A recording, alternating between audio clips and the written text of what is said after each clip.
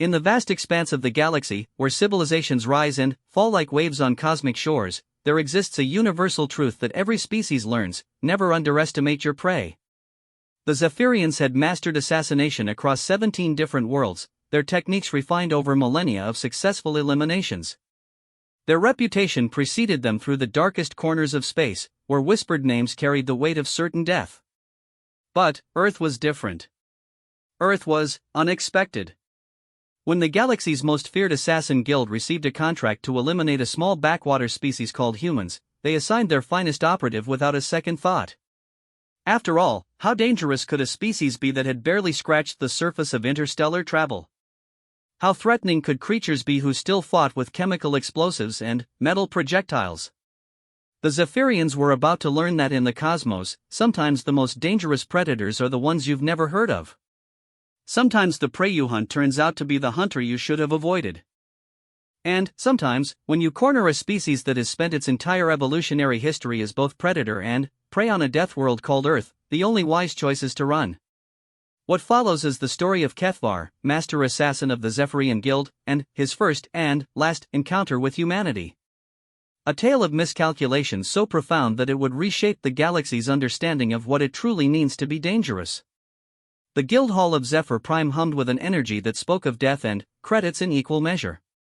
Towering crystalline spires pierced the violet sky, each one housing the most lethal beings the galaxy had ever produced.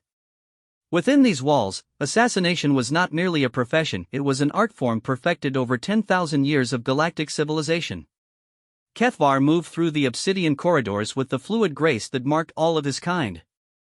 His elongated limbs carried him soundlessly across polished floors that had witnessed the planning of a million deaths. The Zephyrian's pale, translucent skin seemed to shimmer in the artificial light, revealing the complex network of vessels beneath that pulsed with bioluminescent blood.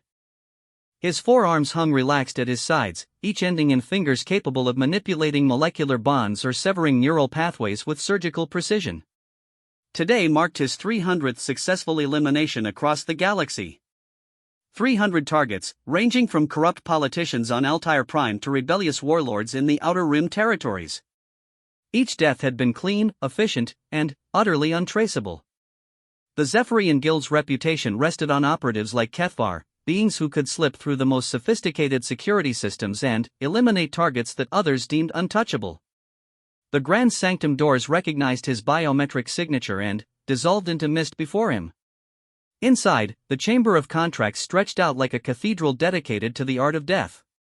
Holographic displays showed thousands of potential targets across known space, their information streaming in real time from clients who could afford the Guild's astronomical fees. Each contract represented someone powerful enough to want another being erased from existence, and wealthy enough to make it happen. Kethvar's handler, an ancient Zephyrian named Velvar whose scarred carapace spoke of centuries of fieldwork, gestured him forward with one gnarled appendage. The old assassin's eyes had long since been replaced with cybernetic implants that glowed with cold blue light, constantly processing tactical data and threat assessments. Your timing is impeccable, Velvar's voice carried the weight of authority earned through countless successful operations. We have received a most interesting contract. One that will test even your considerable abilities. The holographic display shifted, showing a blue-green world orbiting a yellow star and what the galaxy's databases classified as a frontier sector. The planet looked unremarkable at first glance: standard terrestrial composition, adequate atmosphere, moderate population density. Nothing that would suggest particular danger or importance. The target world is designated as Earth by its inhabitants, Velvar continued, manipulating the display to show detailed scans of the planet's surface. The species calls themselves humans, though our intelligence networks have minimal data on their capabilities. They appear to be a relatively young civilization, having only recently developed rudimentary space travel. Kethvar studied the information with the methodical attention that had kept him alive through 3 centuries of the galaxy's most dangerous assignments. The humans appeared to be bipedal mammals, roughly comparable in size to several other species he had eliminated. Their technology seemed primitive by galactic standards, relying heavily on chemical combustion and basic electromagnetic principles. Their weapons were crude projectile-based systems that would barely scratch modern armor plating. What makes this contract noteworthy? Kethvar asked, his voice carrying the precise modulation that marked all educated Zephyrians. These creatures appear to pose minimal threat. Their defensive capabilities seem inadequate to challenge even basic infiltration protocols. Veldar's scarred features twisted into what might have been amusement. The contract comes from the hegemony itself. Apparently, these humans have begun expanding beyond their home system, and their methods have caused considerable concern among the established powers. The hegemony wishes to nip this potential threat in the bud before it becomes problematic. The hegemony. Kethvar felt a flutter of something that might have been excitement. The galaxy's ruling council rarely issued direct contracts to the guild, preferring to handle most problems through their vast military apparatus. When they did reach out to the assassins, it meant they wanted something handled with absolute discretion and perfect deniability. The target is their leadership structure, Veldar continued, highlighting several locations on the rotating Earth hologram. The humans organize themselves into numerous smaller governmental units, but intelligence suggests that eliminating key figures in what they call the United Nations will effectively decapitate their expansion efforts. Kethvar nodded thoughtfully. Political assassination was his specialty, requiring the delicate balance of eliminating key targets while making their deaths appear natural or accidental. The humans' primitive technology would make infiltration almost trivially easy. Their security systems would be millennia behind anything he was accustomed to facing. Compensation, he inquired, though the amount was almost secondary to the prestige of a hegemony contract. 50 million credits, plus full guild support and extraction guarantees, Veldar replied. The hegemony wants this handled quickly and quietly. They believe the humans are developing some form of military technology that could prove disruptive to established galactic order. Kethvar found this claim somewhat difficult to believe. Looking at the tactical readouts, human military capability appeared to center around chemical explosives and kinetic projectiles. Their space-based assets were laughably primitive, consisting of basic rockets and rudimentary orbital stations. Against the energy weapons and gravitic manipulation technology of established galactic powers, they would last perhaps minutes in any serious conflict. Still, the hegemony's intelligence networks were extensive and sophisticated. If they believed these humans posed a future threat, there was likely some basis for their concern. Perhaps the humans possessed some hidden technological capability that wasn't immediately apparent from surface scans. When do I depart? Kethvar asked, already mentally cataloging the equipment he would need for the mission. Immediately. Transport has been arranged aboard a commercial freighter that will insert you into their solar system. From there, you'll use standard infiltration protocols to reach the planet's surface and begin target acquisition. Veldar manipulated the display again, showing detailed schematics of human cities and governmental buildings. Intelligence suggests their capital city, New York, houses the primary target facility. Elimination of key personnel there should effectively neutralize their expansion capabilities. Kethvar studied the city layouts with growing confidence. The humans' architectural choices seemed designed more for aesthetic appeal than defensive capability. Their buildings reached impressive heights but showed no evidence of force field generators or automated defense systems. Their transportation networks were based on primitive ground vehicles that moved through predictable patterns on designated pathways. Most telling of all, their security appeared to rely primarily on other humans carrying simple projectile weapons.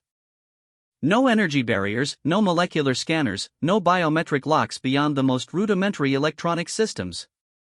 After dealing with the multi-layered security networks of advanced civilizations, infiltrating human facilities would be almost embarrassingly simple.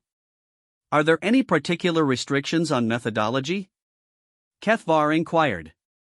Sometimes clients had specific requirements about how eliminations should appear, depending on the political ramifications they wanted to avoid. The hegemony wants plausible deniability, Veldar replied. Make it look like internal political conflict or natural causes. Nothing that would suggest outside interference. They want the humans to believe their problems are of their own making. This was standard protocol for political destabilization missions. Create enough chaos and uncertainty that the target civilization would turn inward rather than looking for external threats. Eliminate key leadership figures in ways that suggested internal power struggles or random tragedy. Watch as the target society consumed itself trying to find answers that pointed nowhere. Kefvar had performed similar operations dozens of times across the galaxy. The pattern was always the same: remove stabilizing influences, let natural political tensions tear the civilization apart, then watch as they either destroyed themselves or became weak enough for easy conquest by whoever had funded the operation. "I accept the contract," Kefvar declared formally, placing his four hands in the traditional gesture of binding commitment. "I will bring honor to the guild and satisfaction to our clients." Velvar returned the gesture with all the solemnity the moment deserved. "Your equipment package has been prepared according to standard infiltration protocols. Cloaking technology, molecular manipulation tools, neural disruptors, and standard survival gear. The transport departs in 6 hours." As Kefvar prepared to leave the Chamber of Contracts, Velvar called out one final instruction. "Remember, these are an unknown species. Standard protocols suggest maintaining observer distance until you understand their behavioral patterns. Do not let unfamiliarity breed carelessness."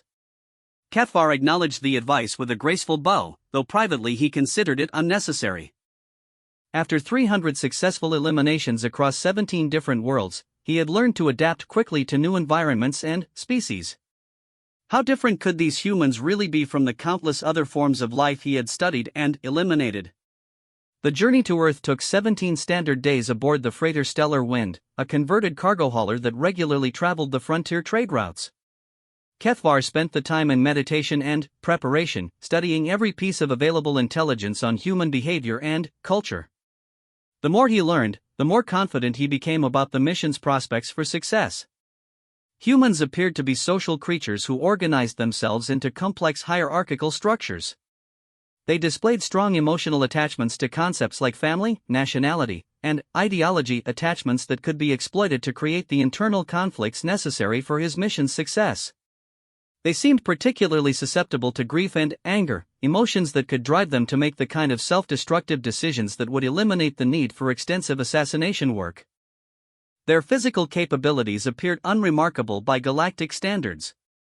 Average strength, average speed, average sensory acuity. They showed no evidence of natural weaponry beyond primitive tool use, no advanced healing factors, no enhanced cognitive abilities.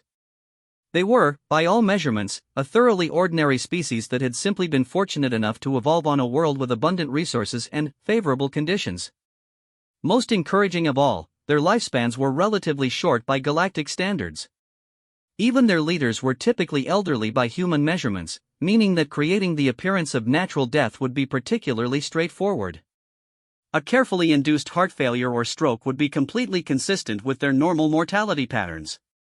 As the stellar wind approached Earth's solar system, Kefvar felt the familiar calm that preceded a successful mission. Everything about this assignment suggested it would be routine work, requiring perhaps a few months to properly identify and eliminate the key targets, followed by a comfortable extraction as human civilization turned inward to deal with its suddenly multiplied problems. The freighter's sensors detected no significant defensive installations as they passed through the outer system. A few primitive monitoring satellites registered their presence, but the ship's standard civilian transponder codes were accepted without question. The humans had apparently never learned to properly secure their territorial boundaries, an oversight that would make infiltration almost trivially easy. Earth itself grew larger in the viewports as they approached, showing the blue-white swirls of an active, living world. Kefvar had to admit it was beautiful in its own primitive way, though he had seen dozens of similar worlds across the galaxy.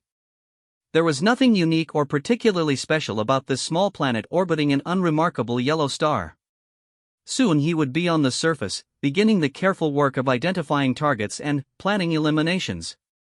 Within a few months, the human expansion into space would be nothing more than a historical footnote, remembered only as an example of what happened when primitive species tried to reach beyond their natural limitations. Kefvar had no way of knowing that he was about to encounter something the galaxy had never seen before, a species that had spent its entire evolutionary history learning to be dangerous. The descent pod sliced through Earth's atmosphere like a falling star, its advanced shielding making the entry completely silent and invisible to human detection systems. Kefvar monitored the atmospheric data as he fell, noting the surprisingly complex mixture of gases that somehow supported life on this world. The oxygen concentration was higher than most inhabited planets, creating an almost intoxicating effect as his respiratory system adapted to the rich environment. Landing came precisely at the calculated coordinates, a forested area roughly 50 kilometers from the human settlement designated as New York.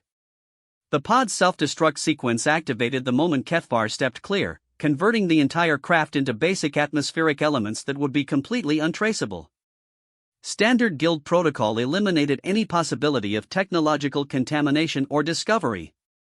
Kefvar activated his personal cloaking system and began moving toward the city, following ancient animal paths through what humans apparently called a forest.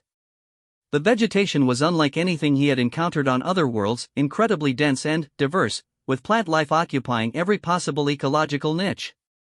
Trees stretched impossibly high overhead, creating a canopy so thick that even midday felt like twilight at ground level. It was while navigating this green maze that Kefvar made his first disturbing discovery about Earth. Everything here seemed designed to kill everything else. The revelation began innocently enough when he paused to rest beside what appeared to be a harmless flowering bush. His environmental scanners detected no obvious threats, no toxins or defensive mechanisms. Yet when he accidentally brushed against one of the colorful blooms, his enhanced skin immediately began to burn with a sensation he hadn't experienced since his early training days. Further analysis revealed that the innocent-looking plant produced a complex cocktail of chemical irritants specifically designed to cause pain and tissue damage to any creature that touched it. This was not a defensive mechanism triggered by threat, it was a constant, passive weapon that the plant maintained at all times, ready to inflict suffering on any living thing that came too close. As he continued through the forest, Kefvar began to notice similar patterns everywhere. Trees whose bark contained compounds that would blind most known species. Mushrooms that released spores capable of paralyzing nervous systems. Vines that would inject potent neurotoxins through nearly invisible thorns. Even the insects seemed to exist primarily to cause pain, equipped with stingers, biters, and chemical weapons that far exceeded anything necessary for survival. This was a world where every form of life had been shaped by constant warfare against every other form of life. Where survival meant not just finding food and shelter, but successfully defending against countless other species that had evolved specifically to kill and consume you. It was, by any rational measure, a death world of extraordinary complexity and lethality. And humans had somehow not only survived here, but thrived to the point of developing interstellar travel. As this realization settled into Kefvar's mind, he began to reconsider his assessment of the target species. Any creature capable of achieving sentience and technological advancement in an environment this hostile would have required extraordinary adaptability, intelligence, and, perhaps most concerning of all, aggression. The forest gradually gave way to what humans called suburbs, a bizarre arrangement where individual families lived in separate structures surrounded by carefully maintained patches of non-productive vegetation. Kefvar found the concept utterly alien. Most galactic species lived in efficient communal structures that maximized resource utilization and defense. The human pattern suggested either dangerous overconfidence or territorial instincts so powerful that they overrode basic survival logic. Moving through the suburban landscape while maintaining his cloak proved more challenging than expected. Human settlements showed evidence of extensive monitoring systems, not military-grade equipment, but a surprising density of surveillance devices that seemed designed to watch each other rather than external threats. Cameras were mounted on buildings, vehicles, and even individual dwellings, creating a web of observation that would make undetected movement extremely difficult for anyone unfamiliar with their patterns. More concerning still was the behavior of the humans themselves.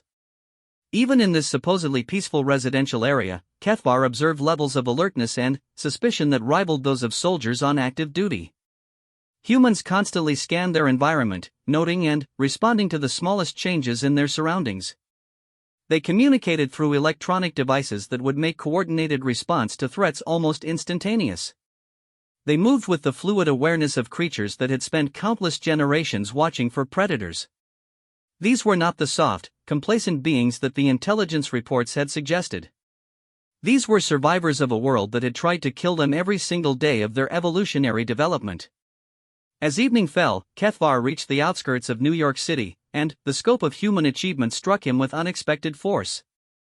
The city stretched beyond the horizon in every direction, a forest of glass and steel that dwarfed anything he had seen outside of the galaxy's core worlds. Millions of lights created a constellation that turned night into day, while transportation networks moved with the precision of biological systems. But it was the defensive characteristics of the city that truly caught his attention. Every building was a potential fortress, with multiple entry and exit points that could be quickly secured. The transportation systems could serve as rapid deployment networks for security forces. The communication infrastructure would allow for coordination across the entire metropolitan area within seconds of detecting a threat. Most disturbing of all was the realization that this defensive capability appeared to be completely unconscious. Humans had built their cities like military installations not because they planned for war, but because generations of survival on Earth had programmed them to automatically create defensive structures even when they thought they were building civilian facilities. Kethvar spent the first week conducting detailed reconnaissance of the United Nations building, his primary target location. The intelligence had been accurate about its importance. The structure clearly served as a coordination center for human interstellar activities. However, the actual security arrangements proved far more sophisticated than anticipated. The building was not simply protected by guards with primitive weapons. Instead, it was integrated into a defensive network that included the entire surrounding city. Traffic patterns could be instantly modified to prevent escape. Communication systems would coordinate response efforts across hundreds of different agencies and organizations. The building itself could be sealed and isolated within minutes, trapping any intruders inside with no possibility of extraction. Even more concerning was the nature of the security personnel themselves. These were not the simple guards that Kethvar had expected based on the intelligence reports. These were humans who had been specifically selected and trained for their roles, and their training had apparently included preparation for threats that no other species in the galaxy had ever considered. Kethvar watched in fascination as the security teams conducted their daily routines. They moved through threat assessment protocols that assumed attackers might possess capabilities far beyond anything humans could naturally achieve. They planned for scenarios involving intruders who could become invisible, pass through walls, or manipulate electronic systems in ways that defied human understanding. Somehow, despite having no previous contact with advanced galactic civilization, humans had anticipated the exact types of capabilities that an alien assassin might possess. On the 10th day of his reconnaissance, Kethvar made a discovery that fundamentally changed his understanding of the mission. While monitoring communications between security teams, he detected references to something called contingency protocols for non-terrestrial threats. Further investigation revealed that human military and security organizations had developed detailed response plans for dealing with hostile alien contact. These protocols were not theoretical exercises. They were practical, detailed operational plans that assumed alien visitors might be technologically superior and, potentially hostile. The humans had carefully analyzed their own vulnerabilities and developed countermeasures for attack methods they had never actually encountered but had somehow anticipated through pure logical deduction. Even more troubling was the discovery that these protocols were being quietly updated and refined based on what appeared to be ongoing observation of unexplained phenomena. Humans were already tracking anomalous events that might represent covert alien activity. They were learning, adapting, and preparing for threats they had never directly faced. That night, as Kethvar reviewed the intelligence he had gathered, he began to understand why the hegemony had become concerned about human expansion into space. This was not a species that would integrate peacefully into the established galactic order. These were creatures whose entire evolutionary development had been shaped by conflict, who automatically assumed that any new encounter might be hostile, and who had already begun preparing for wars they had never been told they might have to fight. The assassination mission was becoming secondary to a larger question: what would happen when these humans encountered the galaxy's established powers?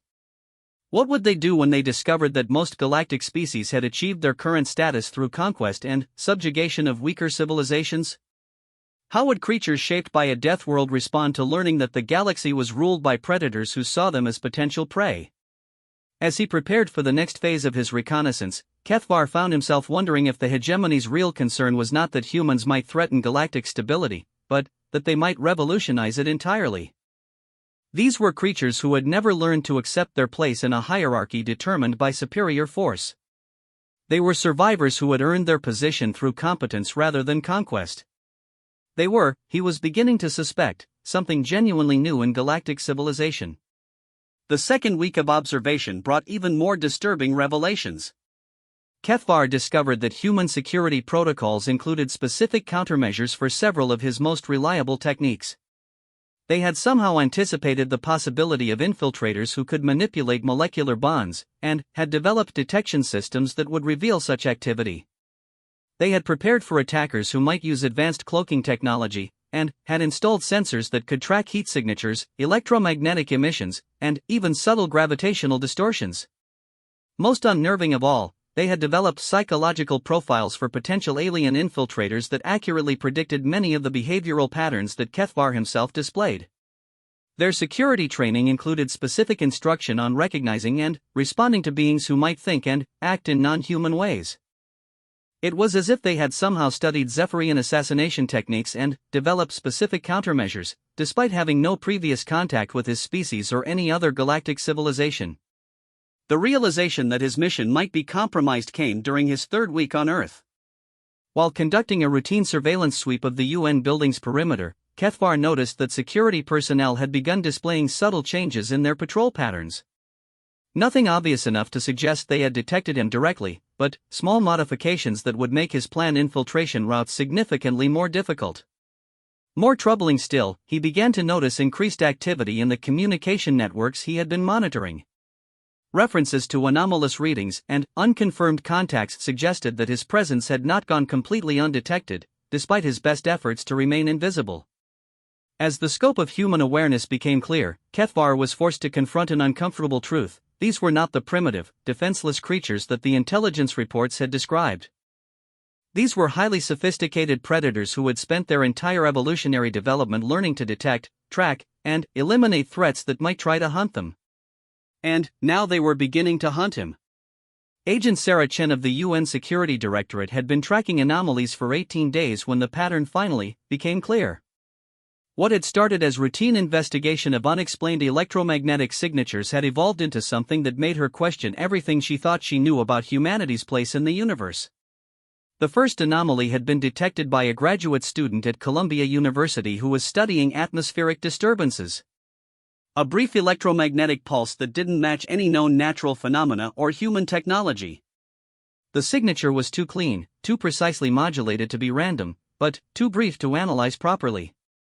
Standard protocol would have been to file it under unexplained but probably natural and move on. But Sarah Chen had not become the director of the UN's most classified department by following standard protocols. She had learned to trust the instincts that had kept her alive through 3 tours in military intelligence and 7 years investigating the kinds of threats that officially didn't exist. Those instincts were now screaming that something was very wrong. The second detection had come 4 days later from a completely different source, a thermal imaging satellite that had detected a brief but significant heat signature moving through the forests north of the city. The signature was humanoid in general shape but displayed thermal characteristics that didn't match any known Earth species. More concerning still, the signature had appeared to flicker in and out of existence, suggesting some form of advanced camouflage technology. By the time the third anomaly appeared, this one a gravitational distortion detected by experimental sensors at a nearby university, Sarah had convinced herself that New York was being surveilled by someone or something with capabilities far beyond human technology. The question was, who had that kind of technology, and what did they want? Sarah had spent her entire career preparing for the possibility of hostile alien contact. Unlike most of humanity, she had never believed that Earth was alone in the universe, or that any species capable of interstellar travel would necessarily be friendly. The universe was a dangerous place, and any species that had survived long enough to develop space travel had probably done so by being more dangerous than whatever had tried to kill them. The classified files she maintained contained detailed analysis of every unexplained phenomenon that might represent alien observation or infiltration. Most of it was probably natural or human in origin, but Sarah operated under the assumption that if even 1% of the anomalies represented genuine alien activity, humanity needed to be prepared. Now, for the first time in her career, all the indicators were pointing toward active surveillance by an unknown entity with technological capabilities that exceeded anything in Earth's arsenal. Whatever was watching them was skilled enough to avoid detection by most human sensors, but not quite skilled enough to avoid leaving traces that someone who knew what to look for might notice. The implications were staggering. If hostile aliens were already conducting reconnaissance operations on Earth, it meant that humanity's expansion into space had been noticed by powers that saw it as a threat. It meant that the peaceful exploration missions that had been launched over the past decade might have attracted the attention of civilizations that preferred to eliminate potential competition before it became dangerous. Most important of all, it meant that Earth was probably already at war, whether humanity realized it or not. Sarah activated the emergency protocols that had been developed for exactly this scenario, sending coded messages to key personnel across the globe.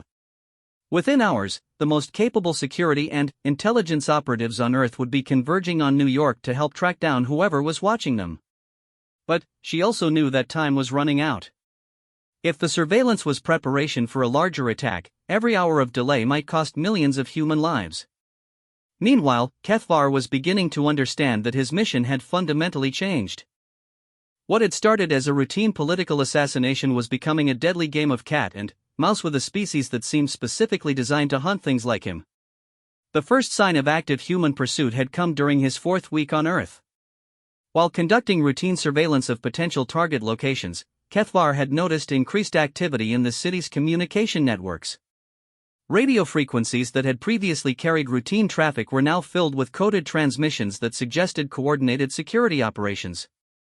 More concerning still, he had begun to detect surveillance teams that appeared to be searching for something they couldn't quite identify. Human operatives were stationed at strategic locations throughout the city, using equipment that seemed designed to detect anomalies rather than specific threats. They were hunting for something unknown, but their search patterns suggested they had a general idea of what they were looking for. The humans had somehow detected his presence without actually seeing him. As the search intensified, Kethvar found himself forced to modify his own operational patterns. The cloaking technology that had served him faithfully across 17 worlds was proving insufficient against human detection methods. Their sensors seemed specifically designed to identify the kinds of electromagnetic and gravitational distortions that advanced stealth systems created. Even more troubling was the realization that human search patterns were adapting in real time as they gathered more data about his activities. These were not random patrols or routine security sweeps.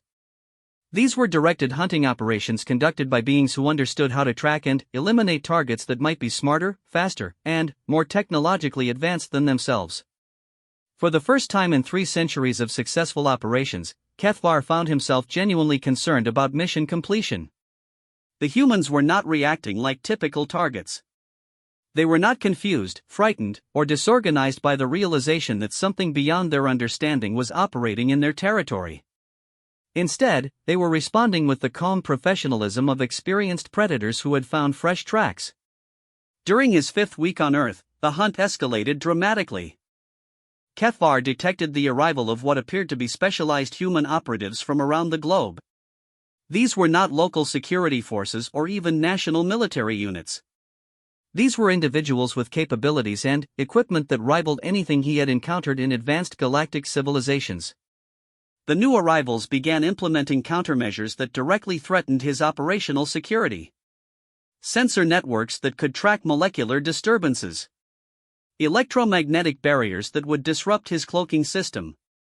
Most disturbing of all, they deployed what appeared to be behavioral analysis teams that could predict his likely actions based on observation of his previous patterns.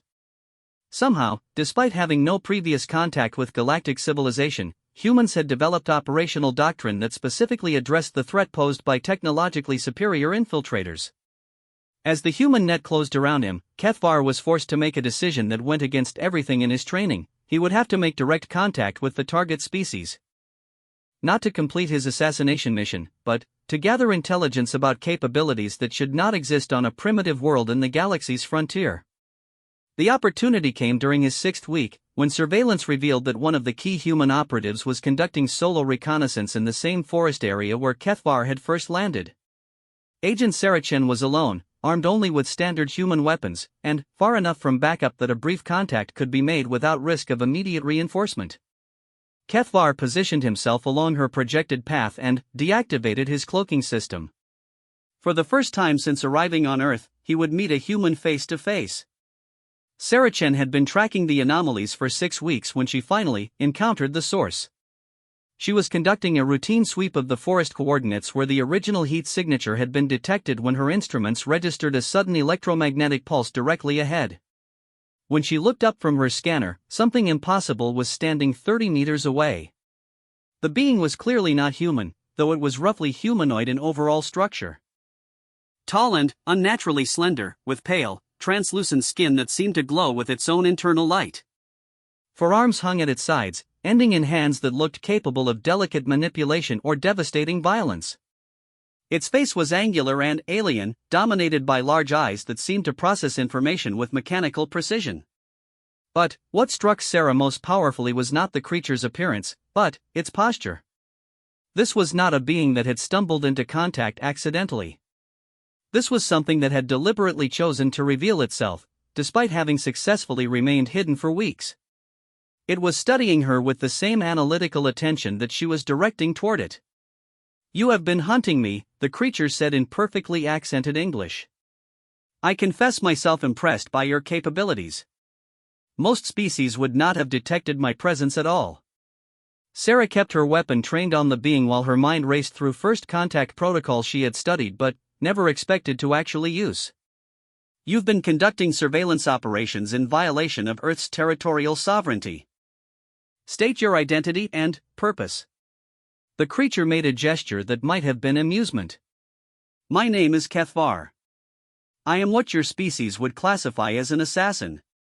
I came here to eliminate your leadership and destabilize your civilization's expansion into space."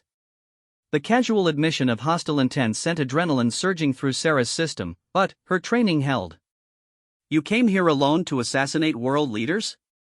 That suggests either remarkable confidence or significant underestimation of human capabilities." "The latter, I am beginning to suspect," Kethvar replied. "Your species was described to me as primitive and defenseless. Yet you have demonstrated technological and tactical capabilities that rival those of civilizations with millennia of galactic experience. I find myself curious about this contradiction." Sarah felt a chill that had nothing to do with the forest air. Galactic experience? How many other species are out there? Thousands. Most of them ruled by powers that see emerging civilizations as potential threats to be eliminated before they become dangerous. Kethvar gestured with one of his secondary arms. "Which brings us to an interesting question: why have you not been eliminated already?" The implications hit Sarah like a physical blow. Humanity was not alone in the universe, and the galaxy was apparently controlled by civilizations that made a practice of destroying newcomers. Earth's expansion into space had attracted the attention of these powers, and they had sent an assassin to cripple human civilization before it could become a threat. But something had gone wrong with their plan. This Kethvar seemed genuinely puzzled by human capabilities, as if humans had demonstrated abilities that should not exist. "What makes you think we should have been eliminated?" Sarah asked, buying time while her communication system transmitted everything back to headquarters. "Your world is classified as a frontier territory inhabited by a primitive species with minimal defensive capabilities," Kethvar explained. "Yet you have detected my presence using technology that should not exist on your world.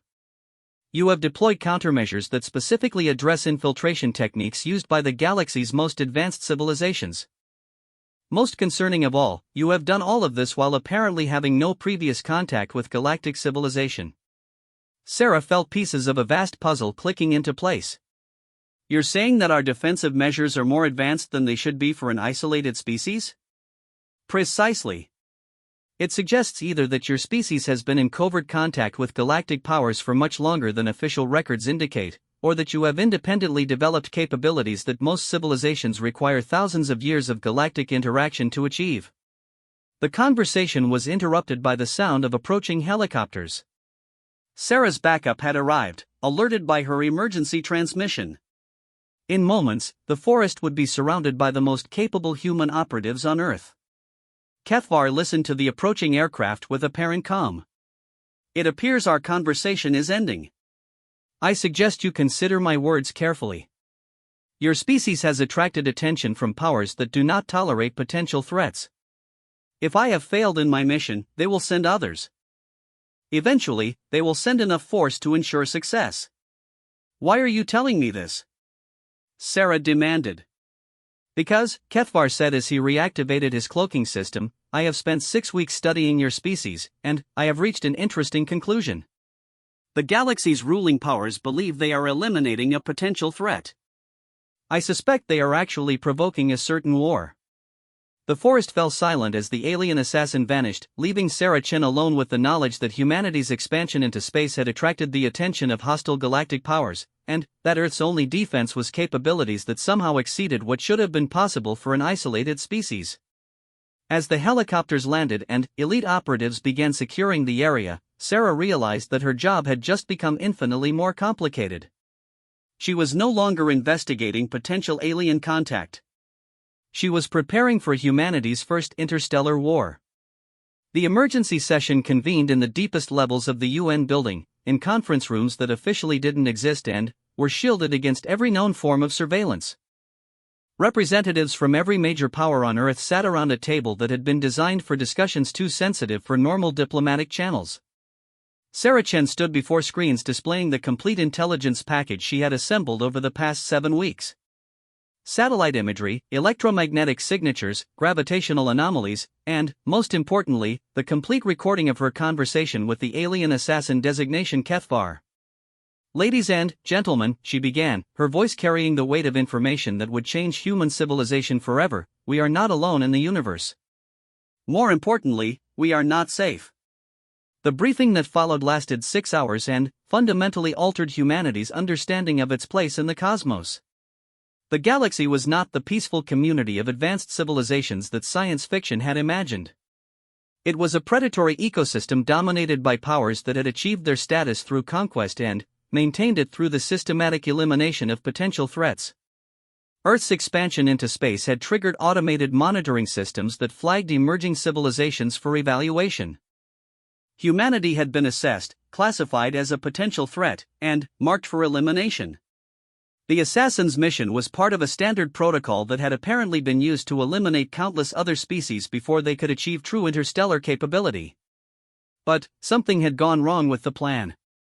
The humans had demonstrated capabilities that exceeded the parameters of their classification. They had detected surveillance that should have been undetectable, deployed countermeasures that shouldn't exist on their world, and forced a master assassin to abandon his mission without completing his objectives. The question we must address, said Director Zhang of the Chinese Security Ministry, is why our defensive capabilities exceed what this Kethvar expected. What do we possess that we don't know we possess? Sarah activated another set of displays showing the technological analysis that had been conducted since her encounter in the forest. We've been approaching this from the wrong perspective. We assumed our security measures were standard for any advanced civilization. But, according to Kethvar, most galactic species require thousands of years of interaction with other civilizations to develop these capabilities. So how did we develop them independently? Asked General Morrison from the U.S. Joint Chiefs. Because, Sarah replied, we evolved on a world that was trying to kill us every single day for millions of years. The silence that followed was profound as the implications sank in. Earth was not a typical inhabited world. Most species evolved on planets where the greatest threats were competing members of their own species or perhaps a few natural predators. They developed intelligence to solve social problems and overcome limited environmental challenges. Humans had evolved on a world where everything was designed to kill them. Plants that produced toxins, animals equipped with sophisticated weapons, weather patterns that could destroy entire regions, geological instability that could reshape continents. Even the microscopic life forms were engaged in constant warfare against each other and every other living thing. To survive on Earth, humans had been forced to develop not just intelligence, but a specific type of intelligence focused on detecting, analyzing, and countering threats that might be faster, stronger, more numerous, or more technologically sophisticated than themselves. They had learned to think like prey animals while developing the capabilities of apex predators. Every human child learns to watch for danger patterns that most galactic species never encounter, Sarah continued. We teach threat assessment from infancy. We prepare for attacks by enemies we've never seen using weapons we don't understand. We've been unconsciously preparing for galactic conflict for our entire evolutionary history. Dr. Elizabeth Hayes from the CDC added her own disturbing analysis. It's not just behavioral. Our immune systems are designed to fight biological warfare on a scale that would devastate most other species. Our cardiovascular systems can function under stress levels that would kill beings from more stable worlds. Even our cognitive processes are optimized for rapid threat analysis and response. The room fell silent again as the assembled leaders processed what they were being told. Humanity had not just accidentally developed advanced defensive capabilities. They had been specifically shaped by their environment to excel at exactly the kind of warfare that dominated galactic civilization. We're not the primitive species they expected to eliminate, Sarah concluded. We're the product of millions of years of natural selection for survival in conditions that would be considered military training exercises by galactic standards. Admiral Petrov from the Russian Navy asked the question everyone was thinking: if our capabilities exceed their expectations, what happens when they adjust their assessment? Sarah's expression grew grimmer. According to Kethvar, they'll send more assets. Eventually, they'll commit whatever force is necessary to ensure success. The galaxy's ruling powers apparently don't tolerate potential threats, regardless of the cost of elimination. Then, we need to prepare for war, General Morrison declared. We've been preparing for war our entire evolutionary history, Sarah corrected. Now we need to prepare for the right war. Over the following months, as humanity's leadership grappled with the reality of galactic threats, Kethvar continued his observation of human behavior from a hidden base he had established in the abandoned subway tunnels beneath New York. His mission had evolved from assassination to intelligence gathering, and what he was learning disturbed him more each day. The humans had not simply detected his presence and responded with routine security measures. They had identified him as a specific type of threat and deployed countermeasures that suggested they understood infiltration and assassination techniques better than species with millennia of galactic experience. More troubling still, they were learning. Every technique he employed to avoid detection was analyzed and countered. Every pattern in his behavior was identified and predicted.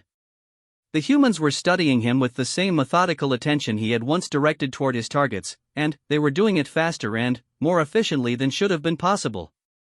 But it was their response to the broader threat that truly alarmed him. Within days of Sarah Chen's briefing to world leaders, human civilization had begun implementing changes that transformed their entire approach to space-based activities. Military assets that had been disguised as civilian infrastructure were revealed to be far more sophisticated than their public specifications suggested. Research programs that had seemed focused on peaceful exploration turned out to be developing technologies with obvious military applications. Most disturbing of all, humans began displaying the kind of coordinated response behavior that typically required centuries of galactic experience to develop. They were thinking not just as individuals or even as separate nations, but as a unified species facing an external threat. Kethvar had seen this pattern once before, during his early career when he had been assigned to eliminate the leadership of a minor rebellion in the Outer Rim. The rebels had been quickly and efficiently crushed by overwhelming hegemony force, but not before demonstrating a level of species unity and coordinated resistance that had required significant military assets to overcome. The humans were showing signs of similar unity, but with technological capabilities and strategic thinking that far exceeded anything the Outer Rim rebels had possessed. As he continued his observations, Kethvar began to understand why his handlers at the guild had received incomplete intelligence about human capabilities. The humans had deliberately concealed their true defensive potential behind facades of primitive technology and civilian applications. They had been expecting hostile contact from unknown sources and had prepared accordingly.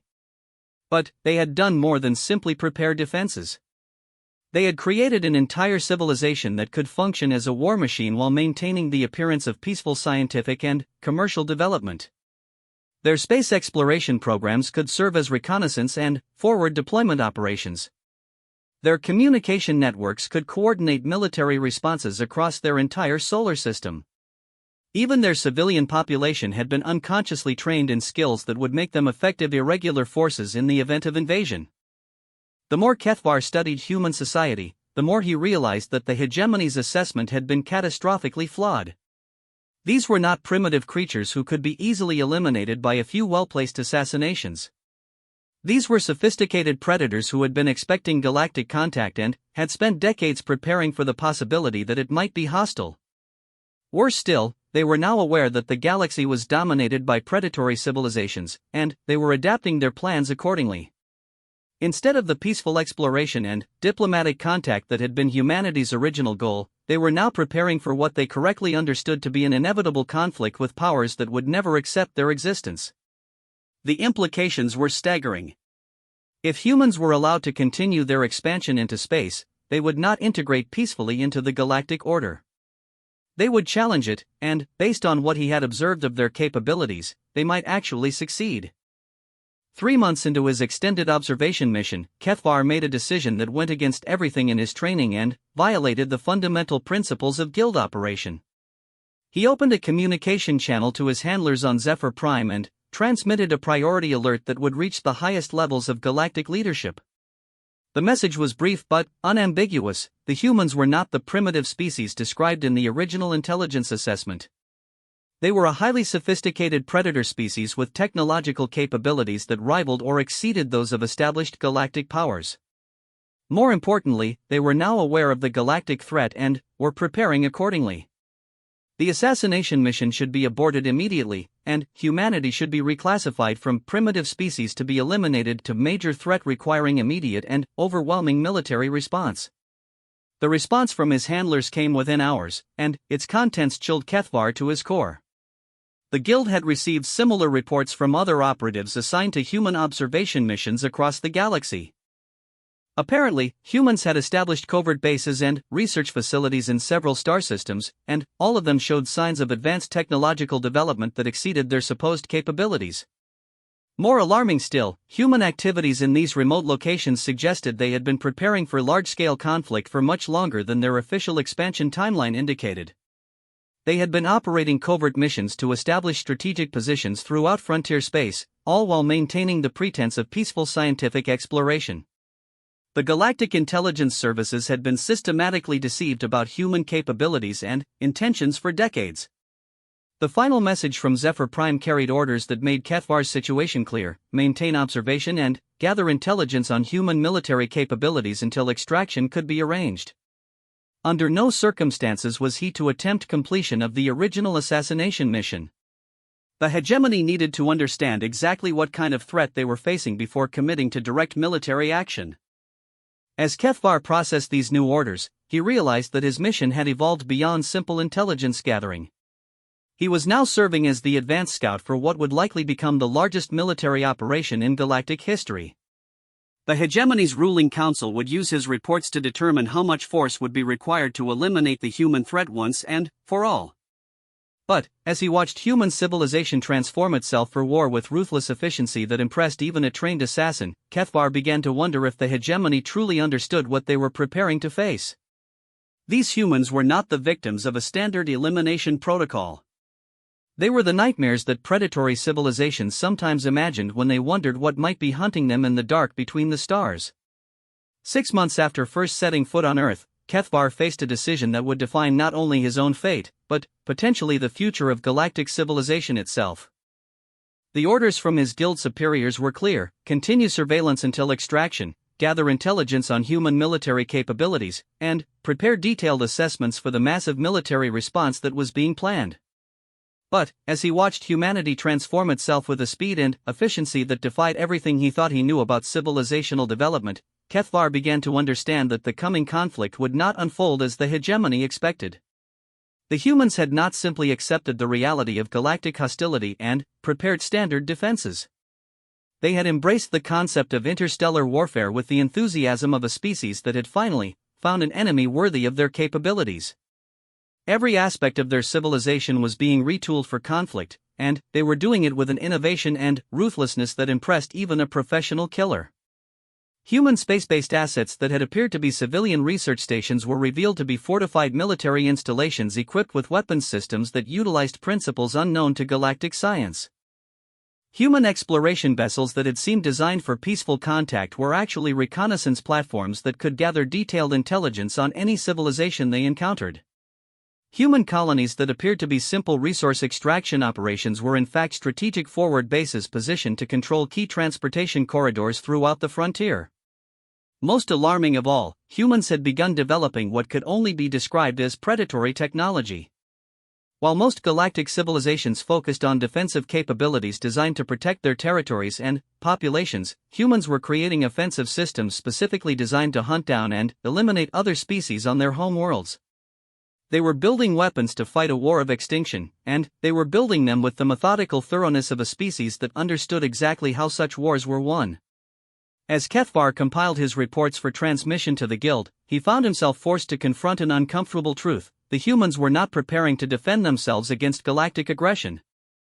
They were preparing to take the war to their enemies, and, based on what he had observed, they might actually be capable of succeeding.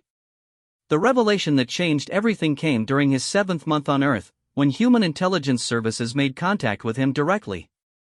Kethvar had been conducting routine surveillance of military installations around Washington when his communication equipment detected an incoming signal on Zephyrian Guild frequencies. The message was brief and transmitted with perfect Guild protocol encryption, but its contents were impossible. Kethvar of the Zephyrian Guild, this is Agent Sarah Chen of UN Security. We need to talk. The implications hit him like a physical blow. Somehow, humans had not only detected his communications with off-world assets, they had decoded Zephyrian encryption protocols and learned to transmit on Guild frequencies. They had been monitoring his reports to his superiors and knew exactly what kind of military response was being planned. The meeting location specified in the message was the same forest where they had first encountered each other, but this time Sarah Chen was not alone. She was accompanied by a small team of individuals whose technological equipment and tactical awareness suggested they represented the absolute pinnacle of human defensive capability. Before you decide whether to run or fight, Sarah began without preamble, you should know that we've been tracking all of your communications since your 2nd week on Earth. We know about the military buildup that's being planned. We know about the other Guild operatives who have been assigned to human observation missions. Most importantly, we know about the strategic assessments that are being prepared for the hegemony leadership. Kethvar found himself in the unprecedented situation of being outmaneuvered by a species he had been sent to eliminate. How is this possible? Your technology should not be capable of intercepting Guild communications. Our technology is capable of things that apparently surprised your intelligence services, Sarah replied. Just like our defensive preparations exceeded your operational parameters. Just like our response to detection exceeded your behavioral models. We've been expecting contact with hostile galactic powers for decades, and we've been preparing accordingly. One of Sarah's companions, a man whose bearing suggested extensive military experience, activated a holographic display that showed detailed schematics of Zephyrian technology. We've been analyzing your equipment since you arrived. Some interesting innovations, but nothing that exceeds our current theoretical understanding. What interests us more is the intelligence you've been gathering about our capabilities. The display shifted to show intercepts of Kethvar's own reports to the Guild. According to your assessments, humanity represents a threat level that requires immediate and overwhelming military response. You've recommended force deployment that would typically be reserved for conflicts with major galactic powers. Because, Kethvar replied carefully, that is what you have demonstrated yourselves to be. Your capabilities exceed those of most established civilizations, and your strategic development suggests preparation for large-scale interstellar warfare. Correct, Sarah confirmed. Which brings us to an interesting question. What do you think will happen when the hegemony commits the kind of force necessary to eliminate a threat of our magnitude? The question forced Kethvar to consider implications he had been trying to avoid. A military operation large enough to neutralize humanity would require significant redistribution of hegemony assets throughout the galaxy. Fleets would be withdrawn from frontier territories to mass for the assault on Earth. Garrison forces would be weakened to provide the overwhelming force necessary for success. Such a massive redeployment would create opportunities for rebellion and expansion by countless species that had been suppressed by hegemony military presence. The operation to eliminate humanity might destabilize galactic civilization itself. You're suggesting that the cure might be worse than the disease, Kethvar observed. We're suggesting that your leadership may have miscalculated what kind of war they're starting, the military advisor replied. They're treating us like a standard elimination target that can be crushed by superior force and, then, forgotten. But we're not planning to sit passively while they gather their fleets. Sarah activated another display showing star charts with marked tactical positions. We've been establishing strategic assets throughout frontier space for much longer than your intelligence services realized. If the hegemony wants to eliminate humanity, they'll find themselves fighting a war that spans half the galaxy. The scope of human preparation became clear as the briefing continued. They had not simply been exploring space for resources and scientific knowledge. They had been conducting a covert military expansion that positioned them to fight a defensive war across dozens of star systems simultaneously. More importantly, they had been making contact with other species that had reasons to oppose hegemony rule. Rebellious civilizations that had been suppressed but not destroyed. Frontier species that resented galactic taxation and control. Even some established powers that had grown tired of hegemony dominance and were willing to support alternatives. Humanity was not planning to fight the coming war alone. They were building a coalition of forces that could challenge galactic civilization itself. "Why are you telling me this?" Cathvar asked. "Because," Sarah replied, "we want you to carry a message back to your superiors. The hegemony can still avoid this conflict. All they have to do is leave us alone." The naivety of the suggestion would have been amusing if the strategic situation weren't so serious. The hegemony does not negotiate with species it has marked for elimination. They will never accept humanity's existence as a potential threat to their authority. Then, they'll get the war they're asking for, the military advisor said grimly. But it won't be the quick elimination operation they're expecting. It will be a galactic civil war that tears apart everything they've built over the past 1,000 years. As the meeting concluded, Sarah handed Cathvar a data package containing detailed intelligence on human military capabilities and strategic positions throughout known space. Make sure your leadership understands exactly what kind of conflict they're proposing to start. Make sure they know that humanity won't be facing this threat alone. And if they proceed with their elimination plans regardless? Cathvar asked. Sarah's smile was not reassuring. Then, they'll discover why evolution spent millions of years teaching us how to hunt. The journey back to Zephyr Prime gave Cathvar time to process everything he had learned during his extended mission on Earth. The humans had not simply exceeded the parameters of their intelligence assessment. They had revealed themselves to be something entirely unprecedented in galactic civilization, a species specifically evolved for warfare against superior opponents. Every aspect of human development, from their physical capabilities to their technological innovations to their social organization, reflected millions of years of natural selection for survival in conditions that would be considered advanced military training by galactic standards. They thought like predators, planned like strategists, and fought like creatures that had never learned to accept defeat. Most disturbing of all, they had been expecting galactic contact and had spent decades preparing for the possibility that it would be hostile. They had not been caught off guard by the discovery of alien threats. They had been ready for it. The briefing at Guild headquarters lasted 18 hours and involved the highest levels of Zephyrian leadership, along with representatives from the hegemony's military command structure. Cathvar's report fundamentally altered galactic intelligence assessments of human capabilities and intentions. But, more importantly, it forced galactic leadership to confront a question they had never previously considered: what happened when a predator species achieved interstellar travel? The answer, according to human preparations, was that they immediately began hunting for worthy prey. Based on your observations, the Guildmaster asked, what do you recommend regarding the human situation? Cathvar considered his words carefully. I recommend that the hegemony withdraw all assets from human space and classify humanity as a restricted contact species. Any attempt to eliminate or control them will result in a conflict that the galaxy is not prepared to fight. That is unacceptable, the hegemony representative declared. We cannot allow a potential threat to develop unchecked. The elimination operation will proceed as planned. Then, Cathvar replied quietly, I recommend that all guild operatives be withdrawn from human space immediately. Because when that war starts, I would prefer to be as far away from humanity as possible. The room fell silent as the implications of his statements settled over the assembled leadership. For the first time in galactic history, a master assassin of the Zephyrian Guild had encountered a species he was afraid to hunt. As the meeting concluded and plans were made for the massive military operation that would attempt to eliminate humanity, Kethvar found himself wondering if the galaxy's ruling powers truly understood what they were about to unleash. They were preparing to fight a war of elimination against a species that had evolved specifically to excel at that type of conflict. They were about to discover that sometimes, when you hunt monsters, you find out which one of you is really the predator. And, in the vast darkness between the stars, humanity was preparing to show the galaxy exactly what happened when a death world finally got tired of hiding.